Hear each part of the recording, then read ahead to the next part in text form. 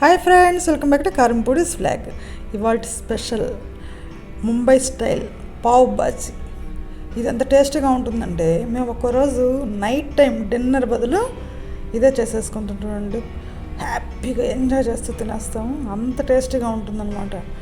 అప్పుడప్పుడు వెరైటీ చేసుకొని తినాలండి. ఎప్పుడు ఒకే రకం చపాతీలు అన్నము అవే కాదండి. ఇట్లా పావ్ బాజీ చేసుకొని తినాలనుకున్న రోజు చక్కగా కడుపు నిండిపోయి హ్యాపీగా ఫీల్ అవుతాం అన్నమాట. ఇంకెందుకు ఆలస్యం, నేను చెప్పిన విధానంతో నేను చెప్పిన కొలతతో చేసుకొని తినండి. Street style correct pav bhaji మన ఇంట్లోనే మన చేతులతో చేసేసుకోవచ్చు.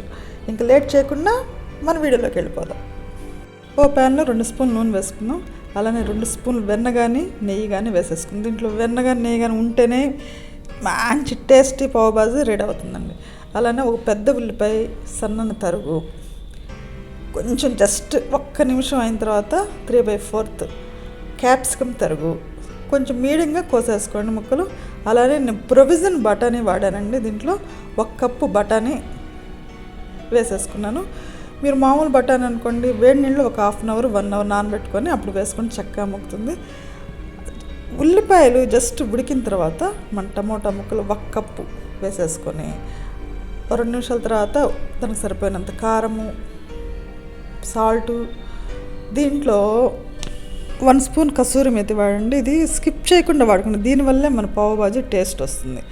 అలానే పావ్ బాజీ మసాలా 2 స్పూన్లు 2.5 స్పూన్, మీకు ఇష్టమైతే 2.5-3 స్పూన్లు కూడా వేసేసుకోండి. మంచి ఫ్లేవర్ వస్తుంది. అవి కొంచెం ఒక 2 నిమిషాలు అట్లా కలబెట్టిన తర్వాత మన పెద్ద బంగాళదుంపల్ని చక్కగా ఉడికించుకొని స్మాష్ చేసేసి 1 కప్పుని దాంట్లో కలిపేసేద్దాం. దాంట్లో మనం పెద్ద గరిటెది కానీ లేకపోతే స్మాష్ చేసే ఐటమ్ కానీ ఏదైనా ఉంటే దాన్ని చక్కగా మెత్తగా పేస్ట్ లాగా స్మాష్ చేయండి. స్మాష్ చేసిన తర్వాత ఒక పెద్ద గ్లాస్ వాటర్, అంటే 250-300 ml వాటర్ దాంట్లో యాడ్ చేసేసి అందులో 2 స్పూన్లు వెన్న కానీ నెయ్యి కానీ మరలా యాడ్ చేయాలండి. అలా యాడ్ చేస్తేనే మన పావ్ బాజీ టేస్ట్ అని ముందే మీకు చెప్పేశాను కదా. అందుకని వెన్నతో ఉంటేనే మన పావ్ బాజీ తినడానికి చాలా టేస్టీగా ఉంటుంది. ఎంజాయ్ చేయడానికి కూడా హ్యాపీగా ఎంజాయ్ చేస్తాను అనమాట. అది చక్కగా కడిపిల్లాడేంత వరకు గడితో తిప్పుతూ చిక్కబడేంత వరకు ఉంచేసేసి తీసి ఒక బౌల్లో పక్కన పెట్టుకుందాం.